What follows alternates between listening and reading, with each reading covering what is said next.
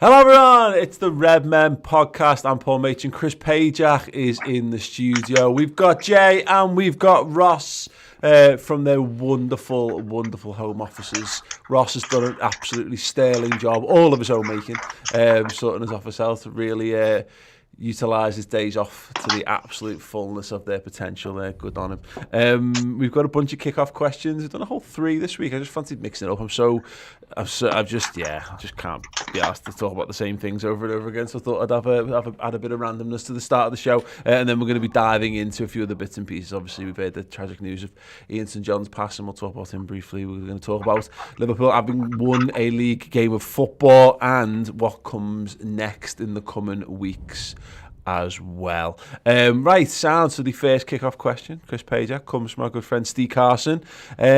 You've just been exiled from Merseyside. Hey, what the fuck did I do? Yeah, well, you know what you did. Oh, come on. There was no one looking. You know.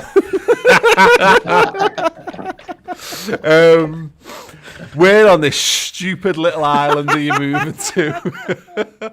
So you've got to leave the People's Republic of Liverpool and enter back into the... I'm going Scotland, mate. Oh, wow. I'm going Scotland and I might go to Edinburgh. I think I might get back in the EU that way for a start. And it's a good city with loads of good food and a good nightlife. And no one knows me as well, so I can get away with stuff again. Okay. That's a decent shout. Ross Chandley, where on this stupid little island are you moving to? I'm also going to Scotland, but I'm also going to a different island. So I'm going to go to the Isle of Lewis because I've got loads of family there. There's hardly any internet. You don't have to interact with people, and you can just die alone. Die alone, did he just say? Jesus. Wow. I mean, Ross has gone a long way out to not just not answer the question by moving to not just to a different island, but has gone there to die. Yeah, you're like a cat. Is that which is the one that go away to die? Find you on a shed roof somewhere. Yeah. Don't have sheds there. Just in a field. It's fine. Okay, sad. Jay Pearson, where are you going? I'm going up to Glasgow. You know, it's a boss little city, so I'm going up there, and obviously I'll know someone up there because Chris will be up there. There you go. In Edinburgh. Yeah, just down the road. Yeah. Why is he walking around in a hat and glasses? Now, for similar, I picked Newcastle because just. Yeah, good people, good vibes. Now, what we've all done, though, is picked really cold places. Are we all stupid? It's okay, Paul, because I've got this really warm hoodie. Available from the Redmen TV shop. Would you believe it? Why, it's funny. You should ask that, Jay Pearson. You can get these from the Redmen merch store right now. Yeah, thanks to our collaboration with the Beers of Anfield Road. Yeah, we didn't actually talk about that, by the way, so you know. It just happens. It just happens. It just gets absolutely punched into the show. Yeah, absolutely. But look at it, Paul. It's Firmino. I'm taking a bit of Brazil to Edinburgh with me. You know what I mean? Yeah, definitely. No, I think, and you should. To be fair, these are like I think we're exiting the winter months, but what we've discovered is that there's a slight change in what we were using. These ones are not as ultra wintry warm, so they actually do you well to stay warm in spring, but also into summer as well. Absolutely, Paul, you're absolutely right, mate. There you go. I am wearing the name of a man who's like 15 plus 8 years. Keep going. Me. Stupid, really, but there you go. I'll do anything for the book. Right, so yeah. And on that, he's got a book for sale. Yeah, absolutely. Carol Simpson sends us in another question saying, would you rather walk around, Chris Pajak, where you live naked, and we'll presume not just your house, we'll presume like the local area. So in this instance, you're the borough in which you live. The borough of Wavertree. Yeah, all right, yeah. Where you live naked for an entire year, or be naked on the side of a bus that travels the entire country. Well, let's be honest, no one reads the advertisements on the side of a bus. Yeah. So I'm going with that. No, I'm not messing. The only ones you read are at the back of the bus, when you're going somewhere and you're behind them in the traffic jam, and it's like, who's that woman that I text you about? Oh, Tess Daly. Tess Daly's on the back. You're obsessed with Tess Daly on there the you Well go. Woman That's it. adverts. For that one drive to work, absolutely I was. But the side of the bus, nah. Okay. I'm not bothered. If that I'm going for the wasn't- side of the bus. if that it's wasn't not a allowed to come to Liverpool though, right? How much money was promised to the NHS? Oh, that's a good point, actually. Yeah, but that was in big letters. Oh, And this right. is me naked, Paul. So Well, people are going to you be wouldn't see it. Basically, are is gonna what be I'm talking saying. about your Even penis. if you blow it up. But they are going to be talking about your milky thighs. Oh, So, come yeah. on, Yeah, man. yeah. So, And they're like, where can we buy them? yeah. And it's like, you can't. They're all bought and paid for Yeah. yourself. Oh God. Yeah. I Right mean, there, innit? as long as you get to choose the photo, because you could make yourself look. Oh, yeah, I can as hide good my as possible. penis with my belly. It's all about angles. Ross, Yeah. naked for a year. I Naked side think of the for bus. reasons known to everyone on this podcast and not the people at home, because that's not a conversation for today, I'm going to have to go for the side of the bus.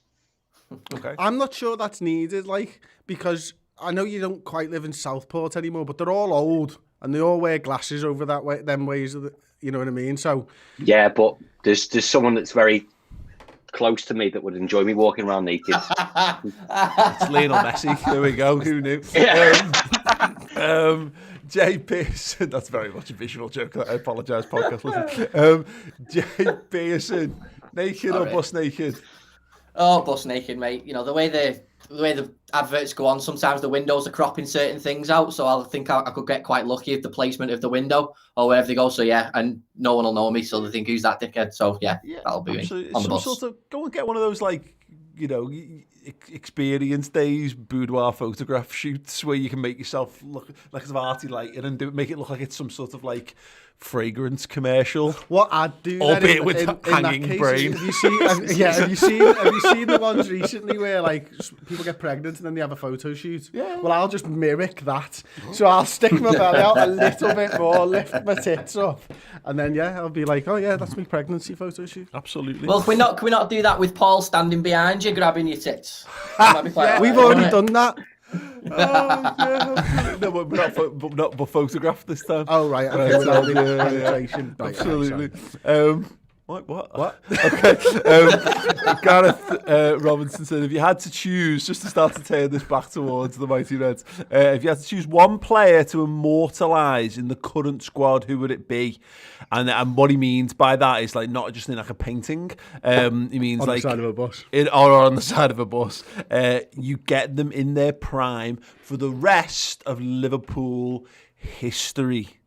One current Liverpool player. I know what I'm going to go with. I'm going to go with Alisson Becker. And Oh, yeah. for me, it was between him and Virgil van Dijk, and that's kind of it. But Liverpool have struggled to find a goalkeeper throughout about 2 years of Pepe Reina at his best. For the entirety of the 30 years, we didn't win the league, pretty much. So that seems, based on what Liverpool are doing, that's the hardest position to fill. We've had loads of great centre-halves. You've had Sami Hyypiä, Jamie Carragher, you know, lots of people like Danny Agger. I didn't need to do that, and I'm sorry, Daniel. Virgil van Dijk, Joe Gomez, you know, there's loads of them, and they're all really good. Yeah. But the goalkeeper, Chris doesn't rate Danny Agger, by the way. No, I Anybody just- who wants no, to no, let no, him that's know not- about that, that's you not can true. tweet to his currently I just locked thought he was at Mr. massively, Bloodred Twitter account. massively overrated. So he just said, No Zach Whitbread though, is it? wow. I could have been Zach Whitbread, though. That's a story for another day. So told you. Right, sound. Just before we get questions from other people, answers from other people, Jen LFC just dropped in a super chat to say, you guys are amazing. Thanks for all you do. You are brilliant. And I've That was just before the questions, by the way. Yeah. Just And I've literally, I genuinely, like, I'm a fucking emotional wreck. This at the moment. The additionals of lockdown have just absolutely turned me into a big emotional mess. So thank you so much for that. Thank you so much for that, Jen. You just made a 38-year-old man shed a tear on a live podcast. Right, yeah. Go on, Ross. What you immortalising? I was torn between Van Dijk and Salah, and I think I'm going to go for Salah. Oh, Just purely because his goal return and, you know, his goal contributions is just a phenomenal rate for 4 seasons. Like, you know, you can have that for the rest of your life. You guaranteed goals. Doesn't matter who you've got in net and defence. You're pretty sound. yeah. Okay, decent shouts, Jay. Well, the pipe bomb that Chris just gave, how can you follow that? You know what I mean? But I'll just have to go for the big man. I'll go for the big Virgil van Dijk, just to be different. What a signing he'd been since he come in January 2018. Just completely changed our team as a squad, as a club, because in the same way Alisson Becker did, we just went up another level. And don't get me wrong, we've had some fantastic centre-halves in the past, but has anybody made that big of an impact since coming into a club? I doubt it. So yeah, I've got to go for the big man. I don't need centre backs. Yeah, don't need centre. Yeah. It's a good point. Yeah. I think they're all brilliant shouts for a whole bunch of reasons. The goalkeeper one is probably the correct answer, but for all the reasons you've listed. Is you're right. We've had great centre. No, I don't think we've had a centre half as good as Virgil van Dijk since maybe Alan Hansen. But we've had goal scorers. We've had Salahs. We've had lads who score 20 plus goals a season. Maybe not actually quite as many, because again, it's a bit of a disrespect to Mo, of course. The only other answer for me is Trent, because it means you're guaranteed a Scouser in your team forever. And the way the football moves, and football, we're blessed at the moment because we've now got two out of nowhere. But there's a chance that you could have none in years to come, and that would be terrible. So to guarantee that you can have one, and not just any old one, to have one is also the best in his position in the world. Because the obvious answer, I'm sure if we could pick someone from our times, we'd probably all pick Steven Gerrard still. So to get the chance to pick another player who could well be in that kind of stature for Liverpool, let us know in the comments who would you want if you could pick anyone from the current squad. In what year do you think he'll move into centre mid then? If he's immortalised? 32. do a good 12, 13 years at right back and then move into centre mid. He's got loads of experience. 60 years, yeah. Absolutely. Well, it's like people thinking Thor was 1,000 years old before he became an Avenger. You know what I mean? It's just wait for the world to evolve around you. We have these conversations. A modern right back. It's like, hang on a minute, he was a modern right back, but he's been here so long now. He's been here 70 years. He's a dinosaur right back. Well, it's a good point actually. But maybe we go with Salah, because he'll probably be in like 50 years' time. Players like him will be left backs. Yeah, so maybe Trent's got enough going on for him. He'll just be he'll be a string pulling DM or something along the line. Maybe if he grows an inch or two, he could be the centre half. We certainly saw the first sort of steps towards that at the weekend. Right, yes, we're going to be talking about the Reds after a very short break. We've got a brand new series. Tom has been working hard on this one for once. I'm only messing. He works hard all the time. The Cop Chronicles, a brand new series coming to the redmentv.com. Episodes 1 and 2 are streaming from Friday. Here's a little sneak peek.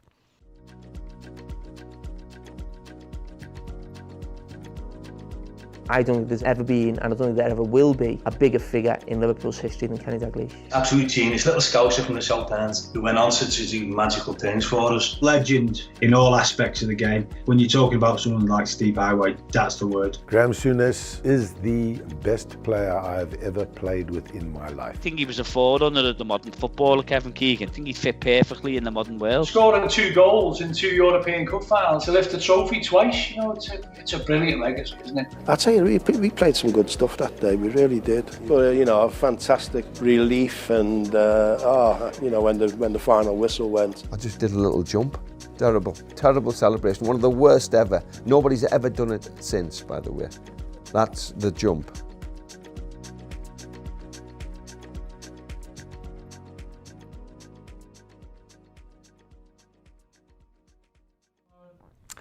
Hey everyone, welcome back. Yes, we've got a whole host of amazing things over on the website for our subscribers over there, of course. But yeah, a brand new series coming out now. We're waiting to see whether Tom gets the 6th part, I think, finished, but it's definitely going to be 5 episodes and hopefully the full 6. But yeah, the first 2 are going to be streaming from Friday, and then it's going to be a new episode every week until the end of that series. We've also got a wonderful documentary coming out next week as well that looks back on the Atletico game and the impact they had around the COVID situation or whatever. A bit more hard-hitting than the normal stuff we do, but yeah, definitely something to check out. So go and subscribe now. There's 2 tiers. There's club captain and club legend, and you get a whole host of extra bonus features as well for choosing between those two. Couple of little bits of housekeeping before we dive on. Adam Fitzgibbon in the comments saying it's very hilly in Newcastle, Paul. Yeah, look, I lived in Sheffield for 4 years. Nothing. You go to the shop, you walk uphill. You come back from the shop, you walk uphill again. Everywhere's uphill. It's like labyrinth. And Perry Chagan saying they just got their t-shirt, their shirt and beer mats as well from the shop. So yeah, not only do we have the wonderful merch, which I'm obscuring, but there's also a selection of beer mats as well, isn't there, Chris? From the there is, Paul, and they're absolutely superb, each and every one. And I'm going to give you 5 minutes to undo the string them. Oh no! Because you're so determined to do them up every single time you put them back in again. The packaging's wonderful, by the way. Genuinely wonderful.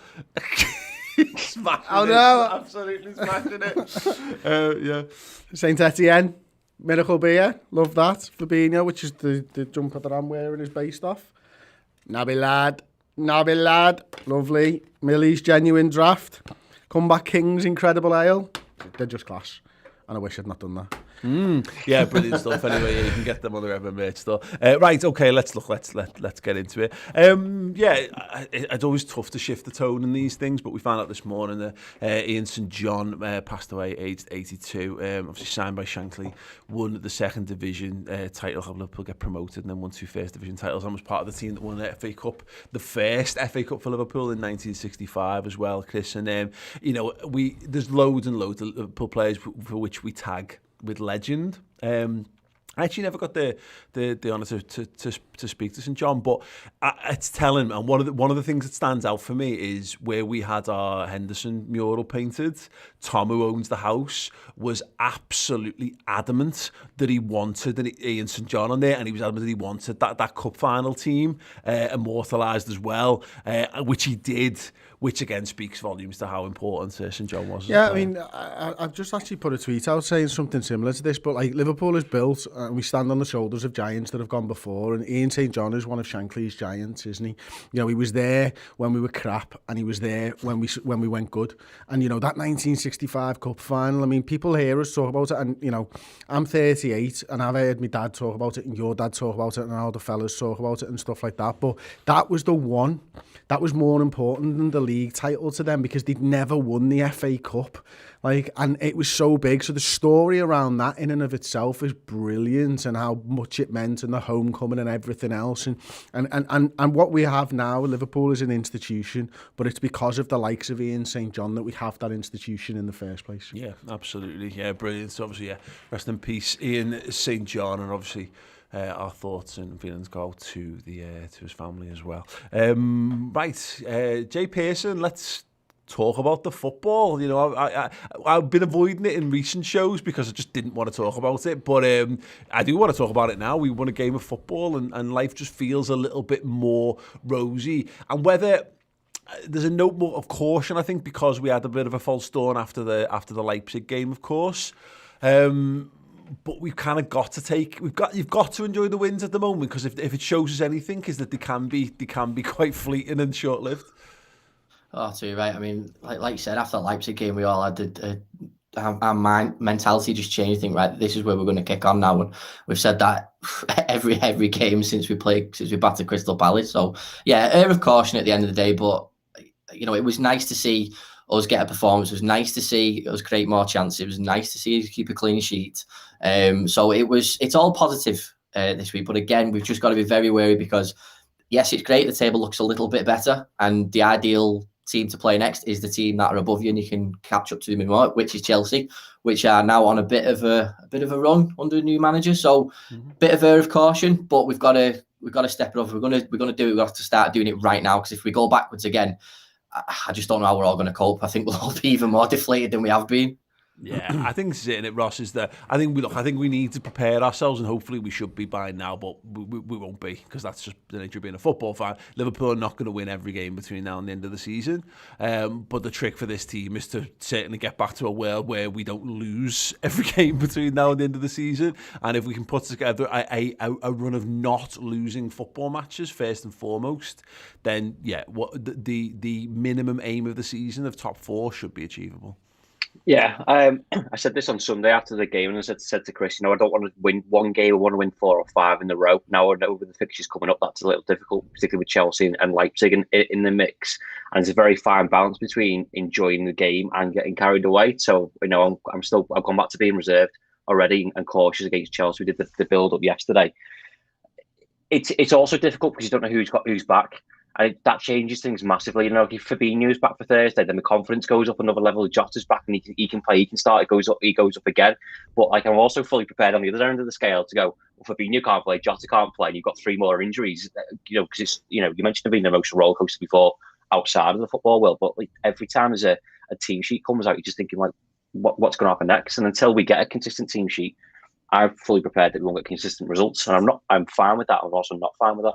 Yeah, the good thing about Sheffield United, because we were talking the other week about Liverpool needed to do something different, and I actually think we saw a little bit of that in the way Liverpool lines up and the way they approached the game. Nothing like revolutionary, but it was just how we utilised the players, how we attacked, the way we committed to attack, the way we chose to cover defensively.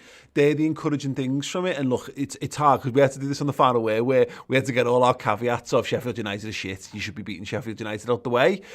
You can because it's not a very pleasant way to live life doing all those kind of things. Liverpool continued to have another game where they played good football, another game where they were a bit wasteful, but there were definitely loads of positives that you can carry out of that game and hopefully plug into the games that move forward. Yeah, and that's been the same for the last few games, isn't it? I mean, I'm probably in a worse state looking forward at the footy than anybody else at the moment, because I didn't see that we did too much. We did change the game plan. I'm not disagreeing with that at all, but I don't think that there was a marked improvement in what we've seen other than in results.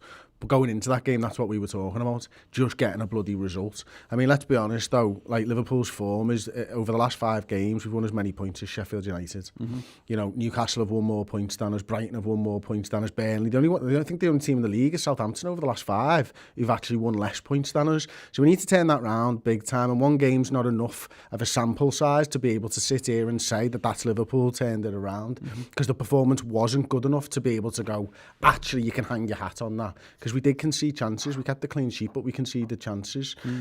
We did create chances, but we've always created chances. That's the one thing that's been a constant throughout this bad spell of form, isn't it? So we just need to continue to do that. We need to continue to create chances, obviously. We need to start putting those chances away, obviously. And we need, as Ross says, to put a consistent run of form together. And that run of form is actually results. It's the thing about the most encouraging thing about the approach is I think you can look at the us playing well in this last month. Say, if I actually go back to probably Old Trafford, where we've played pretty good in all of those games, but as you say, not got the results.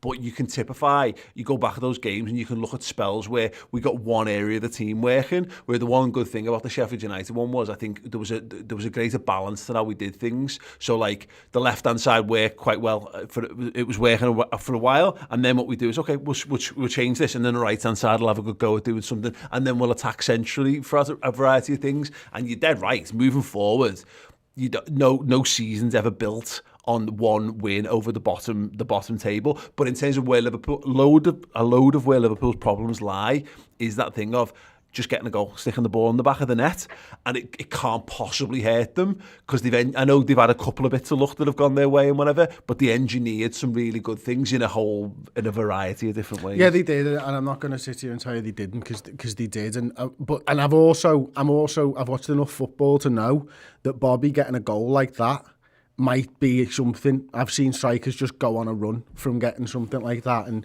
over the years, how many times we've sat here and go, it just needs to bundle one in. Yeah, just needs to be a deflected shot. So, but Bobby, from a creative sense, was actually much better. Yeah. In the last game, and certainly in the first half, he was linking up really well. I thought it was really interesting. I saw a tweet yesterday, someone posted in our Discord about the shape of Liverpool when they were attacking, because me and Ross were doing the comms. And, I don't know how many times, Ross, in the first sort of 15-20 minutes, me and you were talking about Mane being quite central, and it's difficult to sort of, yourself, Paul, to really indulge in the game while you're doing a live watch along and stuff. So I wasn't able to pick up on it. But Mane coming central, Firmino moving across, across. And then I said in the player ratings, you know, I didn't think Robbo and Mane linked up well, but the build-up play down the left-hand side wasn't supposed to be, because Mane was very central, so it was supposed to be Kurt Jones, it was supposed to be Gini Wijnaldum and those lads. So we definitely tried something different, and the fact is it worked. So hopefully we can continue and push on from there. Yeah, there's a few things in there, Ross, that I want to unpack. But yeah, in particular, what Chris is saying there, like there's a point in that first half where Robertson's playing left wing, and Salah's playing right wing, and Trent's playing in a back three, you know, and it's not like that was that was Liverpool's formation, because I think a lot's made of all that. But what it was it leads to players being able to do different things. So if a team has spent all week going and with a bank of evidence that says this is how Liverpool are going to play, well, we were able to mix it up, and we got some really sort of exciting results as a result of it. Yeah, I think the other thing was the movement and committing the amount of bodies forward. Now, Bobby seemed a lot better creative side, like Chris said, because he seemed to have dropped 10 yards deep than he would do normally, because he had Curtis Jones and Gini Wijnaldum, and at the time Thiago going ahead of him. But, you know, especially against a low block side as well. Like, you know, how many times we said we've watched the same game for the past 3 months, and I know it's Sheffield United and I know the shit, but we've struggled for the past 3 months against sides like that. So to everyone's suggesting Liverpool need to do something different, and then when you go, what? And they go, I don't know. For that game, that was it. You know, when you need to get by game at this stage. So Chelsea's a different kettle of fish, but we'll play, you know, Fulham might do the same thing. And we've got something, you know, sort of like Aaron Chris said, not this, but to hang your hat on the sense of, well, there's an improvement there. And an improvement in terms of Liverpool now is a huge thing, because we haven't improved at all.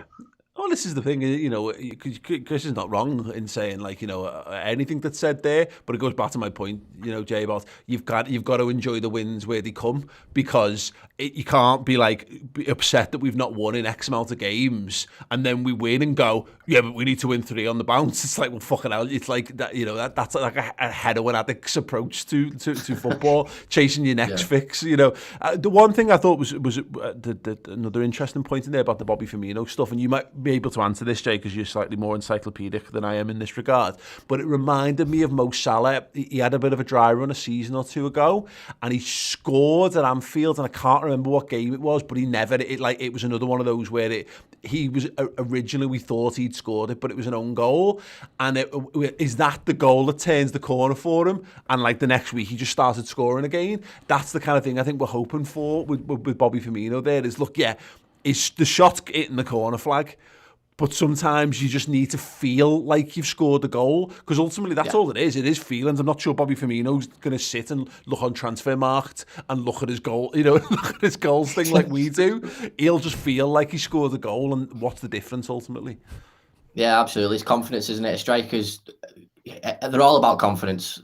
Once you've, like Chris said, once you've got that ball in the back of the net, it just gives this relief of, right, my name's on the score sheet there, and whether they take it away from him or what, it doesn't really matter. But the fact that he's helped and he's driven that ball into the back of the net by some means, it gives you that kick on. And everybody wants to see Bobby scoring again. Everyone wants to see the Bobby of old. Everyone wants to see Bobby making Tim Sherwood look miserable again in the last minute. You know, that was such an amazing Bobby moment, wasn't it? And we want those feelings back, where he's doing his karate kicks and celebrations, and we want Mane copying him and stuff like that. I'd love to see that every week. But I just take solace the fact that he's got one in the back of the net. Whether it's come off him or not, it doesn't really matter. He's provided that goal, and he provided the catalyst to get that win, and that's what's so important.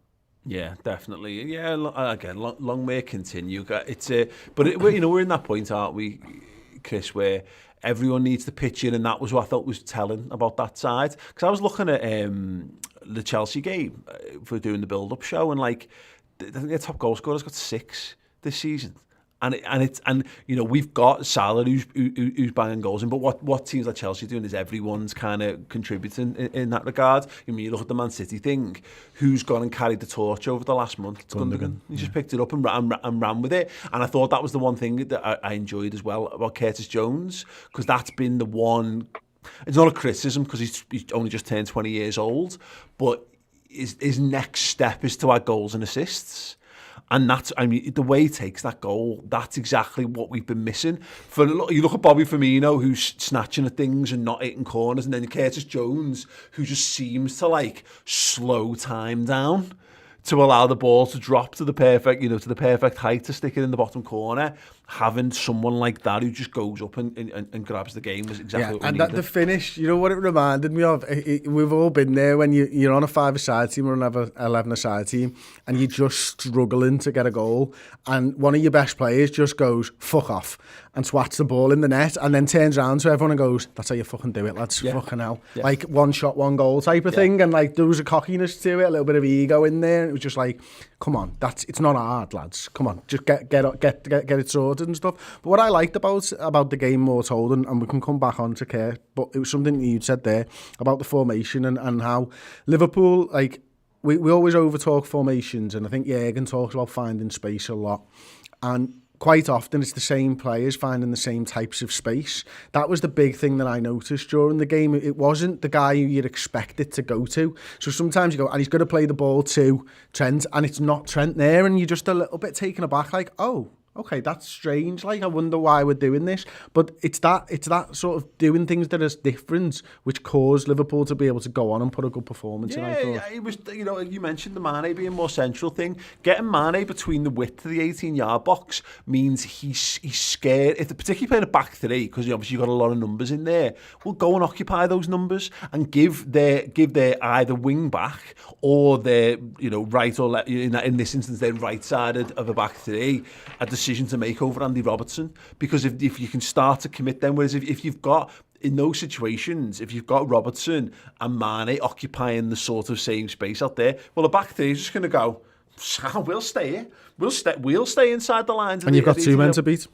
If you're on the right side of the centre half, you've got one. You know what I mean? Before you're in there. And I felt Mane was picking the ball up in the area a lot more. Now, you see teams, Manchester United are a great example of this. Their forwards pick the ball up in the area, they win a lot of penalties.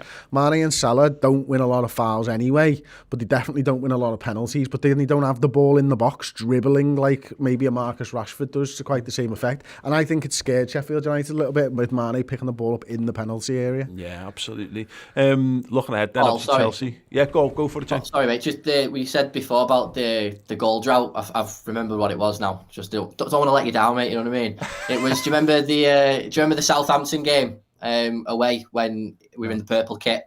Yeah. And he basically ran the length of the pitch, didn't he? Yeah. Banging in, tops off, screaming. That was the goal drought because he hadn't scored since the Bournemouth game in February. There you go. Thank you very much for that. Yeah, of course. What a game that was as well. Sure, Chris. Thank you. Thanks so much for that. Yeah, that's wonderful. Just did someone tell you in the comments? No, because I don't read the comments, mate. You know what I mean? I'm only messing. Before we move on, Scott Hawks with the $25 super chat. Scott, you wonderful, wonderful human. I hope we go with Kabak and Phillips for the sake of consistency. Get Fab back in midfield with Jota up front. We suddenly have a team with strong options. I'm 47 today. Wow, and I've watched much worse red sides than this. Happy birthday. I mean, congratulations for surviving to 47 years old. Well done. Scott Hawks, you deserve a round of applause for that. And you're dead right. I mean, I'm 38 and I've watched much worse red sides than this, which is always a point worth reminding ourselves of. I often forget that Roy Hodgson side, like 2010, it was 11 years 11 years ago. It's a long time. There's probably a lot of people there's people who are grown-ups now. There's people who like with mortgages and kids and all this kind of stuff who were children when we had to go through those. And I go, it was like last week. Couple of years ago. Why can't you remember the bad times? It's like, because I was 9. You know what I mean? Like, all right, sound. Fair enough. Yes. Looking ahead then, Ross. Yeah, Chelsea game on Thursday, and it does feel a little bit like kind of fingers crossed. There's a bit. I think there's a very much a similarity to post Crystal Palace in terms of where we're at as a squad. So I think we've just come off the back of a game, and I contend, and I said this on the final word, I think if we play that game, we swapped the Crystal Palace fixture for this one, I actually think we win. We beat Sheffield United 7-0. I think we created enough chances to absolutely wipe the floor with them. But what I mean by this is we've just beaten a team, and we've beaten them convincingly to some extent, and we've now got players coming back. Now this is where we fell apart over the winter period. I'm hoping that's the big challenge now, is that you've now got Jota coming back, you've got Firmino coming back, you've got Keita coming back, and let's not get lost in this, but they're only going to get injured again stuff. That might well happen, but this is where we're at now. We've actually managed to get a team playing quite well, but now we've actually got enough players that we should be able to keep a team playing well for 95 minutes. And because that's been the real thing that I think's been lacking in this spell, is that we're good for 75, but the legs fall off. Yeah, and you're not relying on the same 11 players because there's no other options. I've said this quite a few times. It's a lot of pressure on a 35-year-old James Milner and Curtis Jones to play 3 times a week and expect them to mount some sort of, well, at the time, a title challenge. This time it's top 4. So we've got a nice chunk of fixtures, and then there's a massive international break, which then means we might get some more bodies back on top of that as well. Then you've got the back end of the season, so you can kind of look forward to that. But Chelsea's a tough one because all the players you just mentioned there, it's a very fine balance to rush them back for such a big game. Whereas, I'd like to think Chelsea won't set up like a Sheffield United, Brighton, Burnley, although it's a template for a lot of teams to get a result against Liverpool. With the quality that Chelsea have got, you expect them to come out and play, which will be an advantage to us. And also we've got those options and what we do. And like that comment before, the big question is whether Fabinho goes in at DM or at centre-back for this one, if he can start. Yeah, it is an interesting one. And this is the thing, is obviously we're talking about Chelsea, but also we're talking about a run of games now, Chris, where Chelsea, Fulham, Leipzig, Wolves before the international break. There's a nice little chunk there, and you can add Sheffield United in just for the vibes of positivity and what have you. But I feel loads more relaxed, loads more confident going into that run of games, knowing that, as Ross mentions there, we're allowed to rotate. I mean, we finished that Sheffield United game. We got to take Thiago out.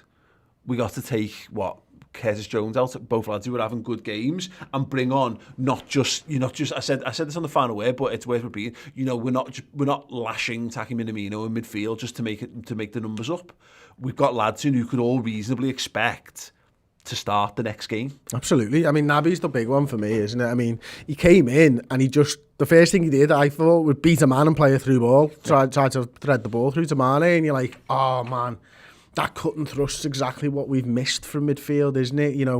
And it's such a hard one to talk about with Naby Keita because he's got so much potential and he's got so much skill and he's so good on the ball and his vision's so good, but he's just not available for enough games. I mean, but we're at the point where we really missed his 30 games a season. Yeah. Like, we've missed them a lot more than I thought we would do as well. I think, the first restart last season, he was our best player. Like head and shoulders, I thought, above the rest. And I know the form wasn't all there towards the end of the season, but he was brilliant. And so we missed that. And if we can get him in there, a lad who now knows that formation, he knows that system so well, and he's not a young lad. He's about to enter his prime. If we can just get him into this side, I think we'll just that should be enough, to be honest, to change it, with maybe the addition of Fabinho in the middle as well. Him and Jota, it's the same point, is that whether he's fit enough I'm not talking about starting him in every game, playing him 2 games a week for the rest of the season, because I don't think we need anyone to do that. We shouldn't, or I don't think we want anyone to do that. But what he might allow you to do, and all I'm hoping for, and I'm using hope for a reason, I just want him to be what he was there, is that he plays 30 minutes, 15, 20, 30 minutes one game, then maybe plays 60 the next, in rotation with Curtis Jones or in rotation with Thiago, and that just allows the whole level to be elevated. You're not looking for a world where AJ, where you're going, right, Naby's back, Curtis Jones is down to the under-23s and Naby's going to play all the games that Curtis has been playing. No, and the same with Jota. Jota's not going to come in. I think people are going, right, that's it, Bobby Firmino's out on his ear, it's going to be Jota every game. It's not. It's just not. And that would be the worst thing you could do in this situation. We need to manage the squad. We need to keep players fit, and the best way at this point, other than, because you can't avoid the unavoidable, so you can't avoid, contact injuries or what have you, and we've got tons of them. But what you can avoid is fatigue-related injuries to the best of your ability, and that means squad rotation, and that means you're getting, again, like I said before, a much more powerful 90-minute, 95-minute Liverpool, but also you're getting that consistently over game on game on game. Absolutely. And what's the golden rule? You play your best 11 every availability, don't you? And that's what should always happen. And at the end of the day, Jota came in as a backup to the front three. We all know that, and that's how it come to be. did we know he was going to hit the ground running as well as he did? Absolutely not. And it's been fantastic to see him do that. Obviously, it's a shame we've not seen him since November, December. So it would be great to get him back in. But like I said, he's never going to start ahead of the front three, given if they're all fit. Obviously, if Jota was fit and if it was a case of taking Bobby out the limelight, just to give him that bit of rest and just take the pressure off him a little bit, then fine, absolutely. But let's just keep it our old tried and tested method at the minute and bring Jota in gradually, because like you said, Paul, we can't afford to have another injury to one of our key players, and Jota is a key player and Naby Keita is a key player because he gives us that extra option in midfield, gives that extra dynamic. If we do need a plan B, then it's Naby Keita can come on and try and do something, or if Keita starts, Curtis Jones does that, and that's a great headache to have for any side. I want to see Jota start games, like but as you say, in the rotation for everybody else, let them all sort of play 2 or 3 games and have a game off and come in for 20 minutes and do that, because I think the overall level of the front three will be improved for that. And it's exactly the same with the midfield. Like, the only one you don't fuck around with really is the defence, isn't it? And the goalkeeper, if you can help it. You keep them the same, you rotate the midfield, you keep everybody fresh, you keep them firing, you keep the other team guessing as well, which is something there.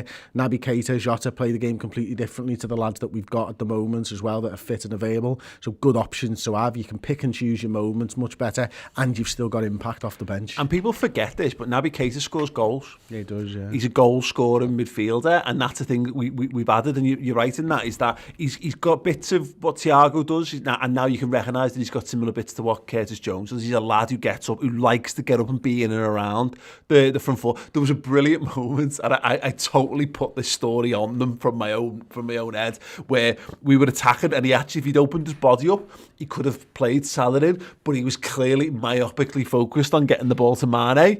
And I just thought, when it broke down, Salah going, oh, I wish he play. I like it when he plays with me, and you have that. Whichever side Keita plays of the three, he links up amazingly with either Salah or Mane, and I got all this flood of oh God, remember that spell leading up to the Club World Cup when he was playing on the right of the three, and him and Salah were just absolutely tearing up, and oh God, remember that spell when he was playing on the left, and him and Mane were being all these extra, that, and again, doubtless he'll have picked up a knock today in training, so let's just get our laps out the way with all of that, but those are the things, and this is what we're hopefully going to look forward to, because we haven't had we just haven't had those rotational options. We've been dealing with so many other things, and this isn't even bringing Fabinho into the conversation, because hopefully again Fabinho gives you that thing of, you're either having a stronger defence or you've got the option to have a stronger midfield. I'm throwing him in the midfield.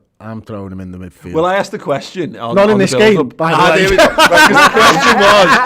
The question on the build-up show was, do you have the bottle to put him in midfield? And I'll tell you why, because I don't think Giroud's going to start this one. Okay. I think it's going to be Timo Werner, and I'm not sure. I think Tammy Abraham may have had an injury or something that didn't. When I was watching the Man United game, they weren't quite sure why Abraham wasn't playing.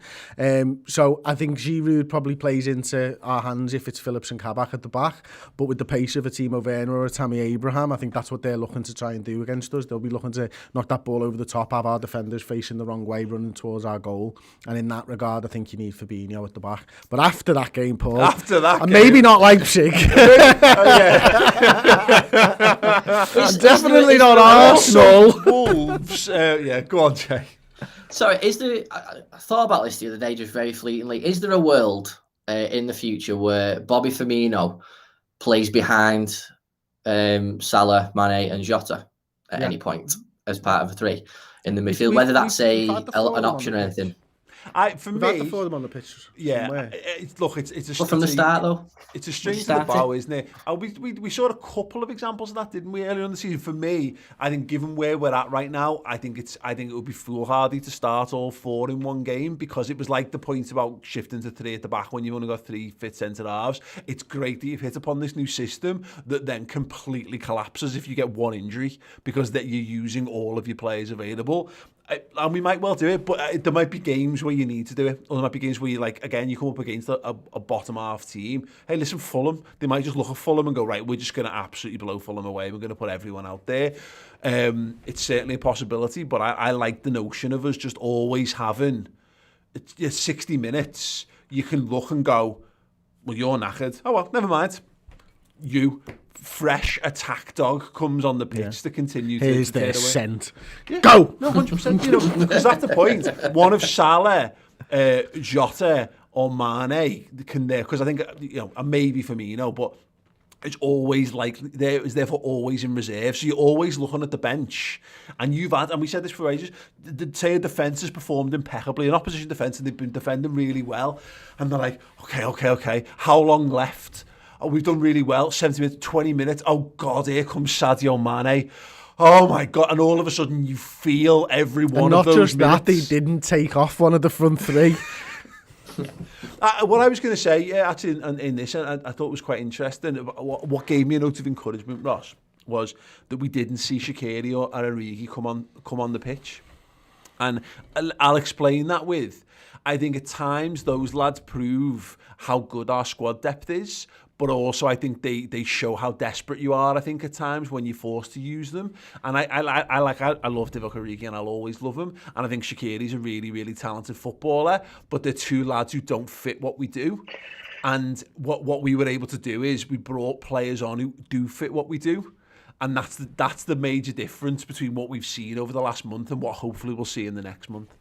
Yeah, bring it on a like for like, you're making one change. If you bring it on a Shaqiri, you've almost got to change your formation. And if Origi comes on, like, bless him, he's playing left wing, which he just doesn't want to be there. So, you know, you're almost shooting yourself in the foot. Do you want a Mane at 70% or Origi 100% on the left wing? At this stage, you're taking Mane, aren't you? You know, as close as you run him into the ground. But, you know, in another time, another period, like Jay was talking about, kind of like a plan B before, it'll suit to play those two, but it's not when you're on the verge of desperation, or you're 2-0 up for the first time, God knows how long, and you want to see a win. It's not an appropriate time to bring those players on. I don't think, because you know, shooting yourself in the foot's a bit harsh, particularly for Shaqiri, because I like him. I think his form and his fitness has been his best since Liverpool.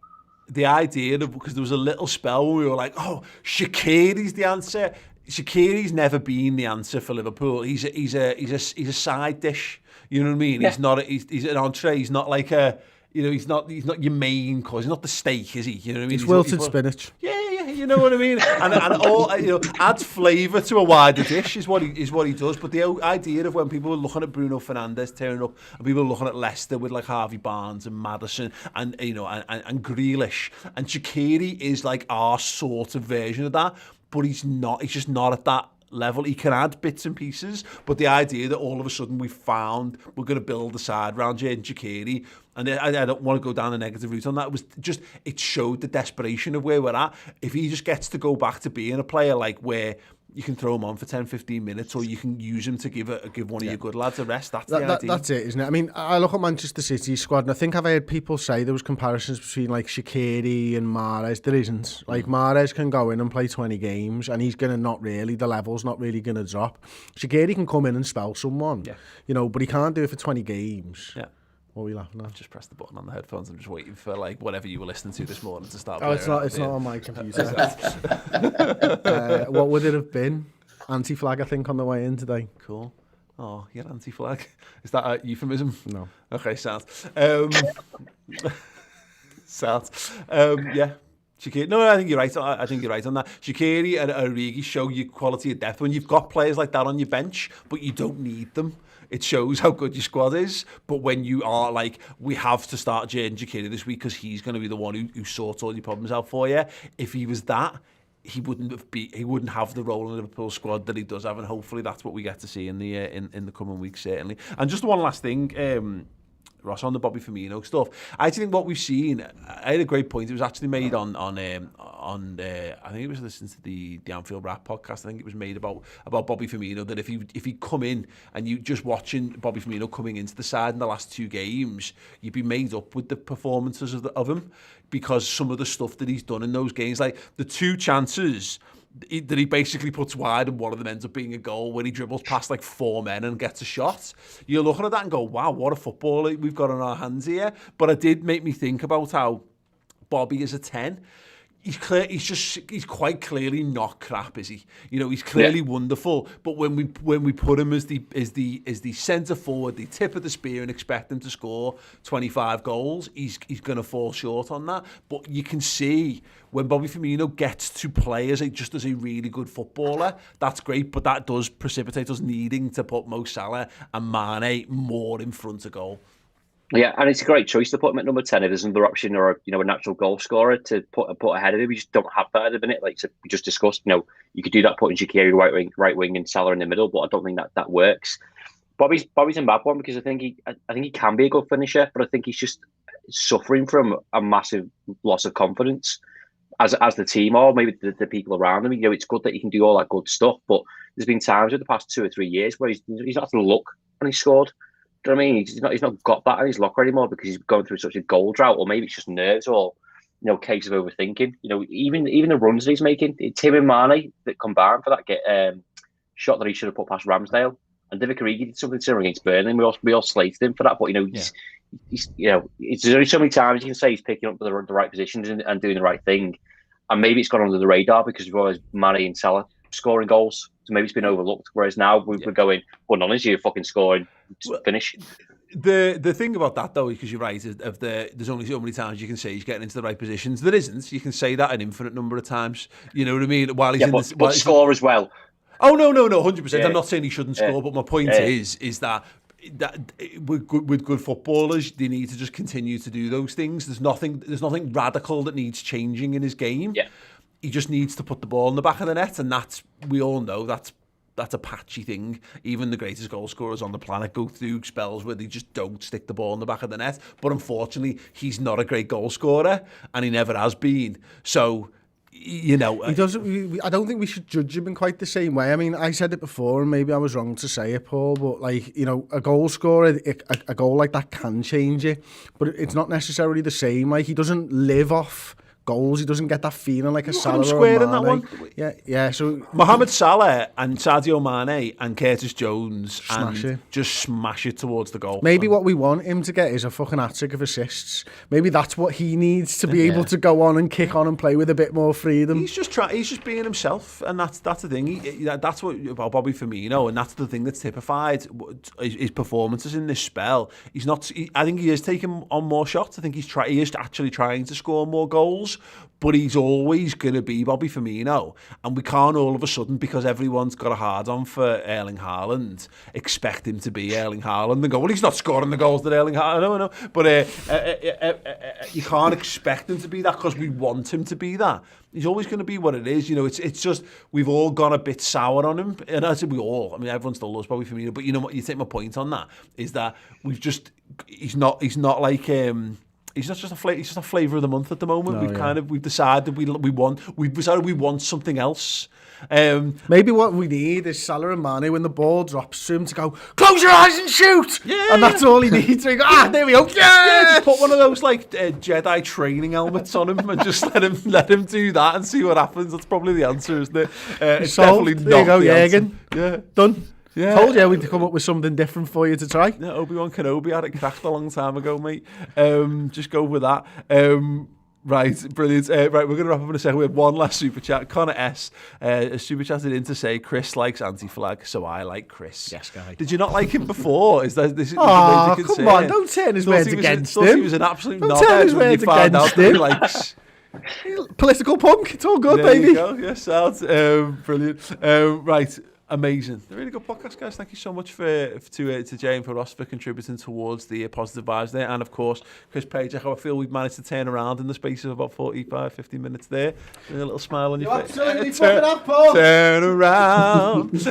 Right. Thank you so much. If you enjoyed the podcast and you're on YouTube, drop a like on it. If you're on a podcasting service, then give it a 5-star review. If you can, that's all wonderful stuff. And don't forget to check out the new range of merch we've got on the store. And, of course, the Cop Chronicles series, which kicks off with episodes 1 and 2 streaming exclusively on the redmentv.com from Friday onwards. Guys, have a wonderful week. Podcast returns next week. Live watch along on Thursday for the game. Up the Reds.